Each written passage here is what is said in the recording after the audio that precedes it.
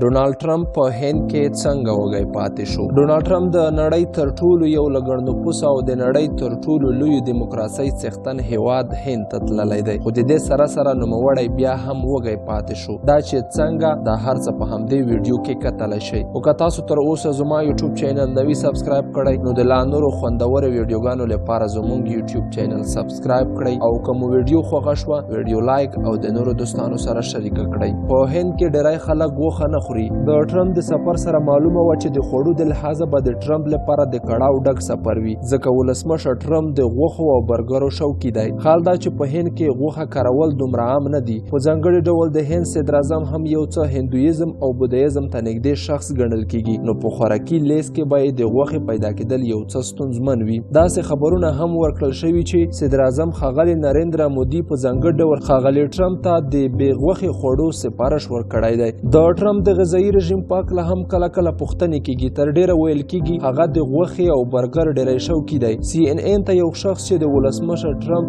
نږدې کس ګڼل کیږي ویلي چې هیڅکله یې ولسمشر ټرمپ نه دی لیدلی چې سبزي به یې خوړلې وي. له دې وړاندې یو ګروپ ویګانو غذایي رژیم لرونکي خلک چې نه غوښه او نه کوم بل حیواني تولیدات خوري ټرمپ دعوت کړی و. دوی له ولسمشر ډونالډ ټرمپ څخه غوښتي وو چې قسم دې وکړي چې یوه میاشت په هیڅ حیواني تولیدات نه کاروي. د دې په بدل کې دغه ګروپ والا تیار و چې د غازیانو د بنسټ سره $1,000,000 مرسته هم وکړي، خو ولسمشر ټرمپ د دوی دغه دعوت رد کړ. حتی دغه ګروپ خپل دغه دعوت په نیویارک ټایمز ځپاڼه کې هم خپور کړی و. له دې وړاندې داسې اوازې دي چې د ولسمشر ډونالډ ټرمپ تر ډیره خوښیږي چې مکډونالډ او KFC څخه خوندور برګر وخوري. ویل کیږي چې ټرمپ د غذایي رژیم روغوالی دومره جدي نه نیسي او څه یې چې ډیر خوښیږي ډډه یې خوري. د ټرمپ د غذایي رژیم په هکله خبرې ډیرې دي. حتی اوسنی جمهوري ریاست تنومات بلومبرګ مشر هم د ټرمپ غذایي رژیم ټوکې کړي دي. هغه یې د غوښو او چرګانو سخت شوقي یاد کړی دی. ټرمپ هند ته په 2 ورځني سفر تللی او په دغه هیواد کې د ګرم خرغلاس سره مخ شوی. داسې چې ولسمشر ټرمپ د راتګ لپاره د مراسمو په تیاری $14 میلیونه مصرف شوي دي. ټرمپ د دغه هیواد په نوي جوړ شوي نړیوال کرکټ لوبغالي کې چې د نړۍ تر ټولو لوی د کرکټ لوبغالی دی وینا وکړه. هغه د خبرو د پیل سره د هند په صفتونو پیل وکړ او د هند له تاریخ سپورټ نیولې تر سینما پورې یې وستایل. که څه هم په پوره نړۍ کې ټرمپ خپلې ګټې په مخ کېږدي او ټوله یې هڅه یې دا وي چې د وسلو پلورلو ستر قراردادونه وکړي او خپلې وسلې خرڅې کړي، خو په هند کې دا چاره دومره بریالی نه ښکارېده او د چا خبره وږی پاتې شو. په هند کې تر ډیره په تاج محل او نورو تاریخي ښکلو ځایونو کې وګرځېد او تر ډیره یې د هند د